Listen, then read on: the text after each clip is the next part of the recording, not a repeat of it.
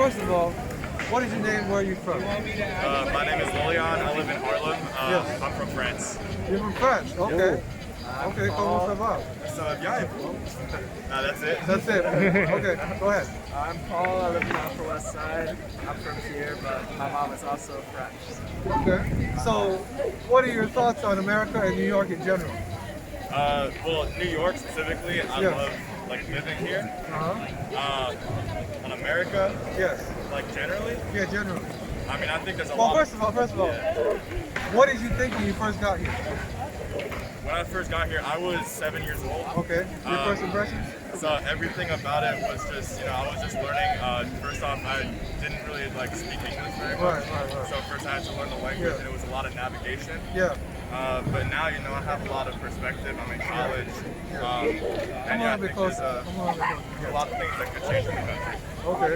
So how were you received when you first came here? When I first came here, it was a mixed bag of people who accepted me because I was from somewhere else, and people who rejected me specifically for that reason as well. So yeah, there was a lot of name calling, I think, and that's what happens with children in an environment where they're not educated on everything that happens around them. Did you want to add anything to that? Yeah, I mean, I was born here. I grew up here. Yeah. I really started to love it. I had more independence. Yeah. Go around, do my own thing. Yeah. I mean, America as a whole, as you said, there's a ton of stuff that needs to change. Yeah. So things need to change. So what do you think about Obama when you talked about change? Did he disappoint you? A little bit. I think that the way the system is set up, it's hard for any one president to be a really good president. Yeah. It's all the red tape, Right. different decisions they gotta make. Right. Relatively, I think Obama was good. There's obviously a ton of problems with road strikes, that sort of thing to do over and up. Compared to Trump, It's night and day. Miles better. So what do you miss most about France? About France, I mean, there's not a lot that I necessarily remember, but things that I aspire to have are things like universal health care. Right. I think that's one thing that's lacking, and that really improves quality of life for everyone. And just the government, investing more in the lives of ordinary people. And in trying to, better the population as a whole, rather than trying to enforce a top-down agenda. So now you guys sound very aware. So how did you get to be so aware at such a young age? Because when I was young, I was thinking about eating curly fries. You know what I mean? I wasn't thinking about healthcare or anything like that until much later in life, because I thought, because when you're young, you're healthy, right? You don't have diseases or anything, or you don't have a bad back, you don't have ulcers or anything like that. So it's very difficult for a young person to come to that realization. Were your parents instrumental in influencing you to think a certain way? I think my parents didn't allow me to have the freedom to create my own beliefs. We went to I think a very progressive high school. And we were very fortunate to have that experience, to be exposed to a lot of different people there. And I think that it's as we grew older, we realized that we're in a world where every single person can make a difference if they can act in the ways that if they're educated about the ways they can contribute.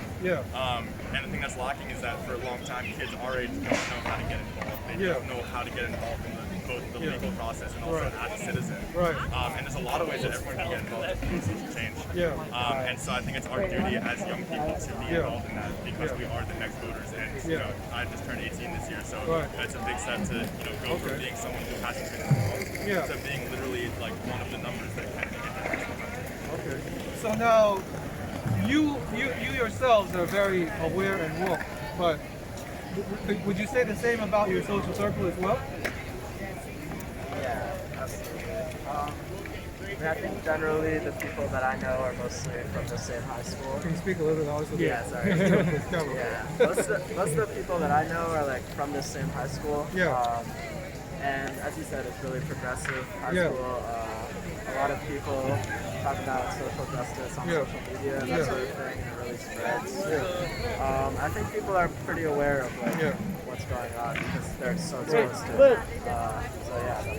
So it sounds like your education had a lot to do with the way you were raised, because when I went to school, it was about falling asleep in class. It was about playing hooky. It was about copying somebody else's homework 15 minutes before you're supposed to turn it in.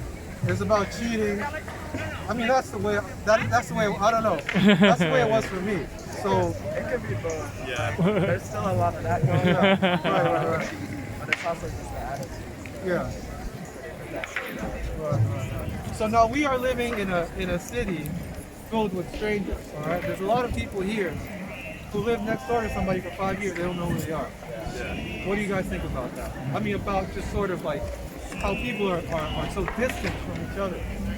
I think that, I mean, when you put it that way, it seems like people are very distant. Yeah. But I think that everyone makes it, their own situation, and Yeah. people branch out in their own ways. Yeah. And I find beauty in being in a city Yeah. where 99% of the people I will never come into contact Right. with, and I Yeah. will never even know of them. Yeah. And I'm just a blip on their radar, and Yeah. it shows us that, Yeah. individual people necessarily Yeah. are all just part of something bigger, Yeah. And something like New York is a beautiful living organism, Right. filled with so many people here, and there's, Yeah. I don't know, I think that there's something really important to that, and being a part of it. Do y'all have any advice or suggestions for surviving New York? You go on the internet and you see a lot of people say, "Oh, I want to live in New York. New York seems like a cool place to go to." But once you get here, that's a whole other story. Some people they can't last a day, they can't last a week. They go back to their hometowns and they got it. I gotta What keep the advice? meeting real quick. Sorry, man. Keep talking. last question. Okay. Yes. What advice do you have for people who want to survive in New York and to live sort of like fruitfully, to be connected with other people, to be happy, to not get depressed, especially in times of uncertainty right now? I mean, I think in a city like this, you can come with any expectation you have, but at the end it just boils down to having empathy for the people around you. Yeah. While everyone around you lives different lives, we're all Yeah. people, and we're all going through it together. Yeah. So just be kind and have empathy. Yeah. So you just do your own thing, and people will automatically come to you. Well, just be respectful of everyone else's boundaries. Right. And, Right. people will naturally be attracted to anything that you do that is positive.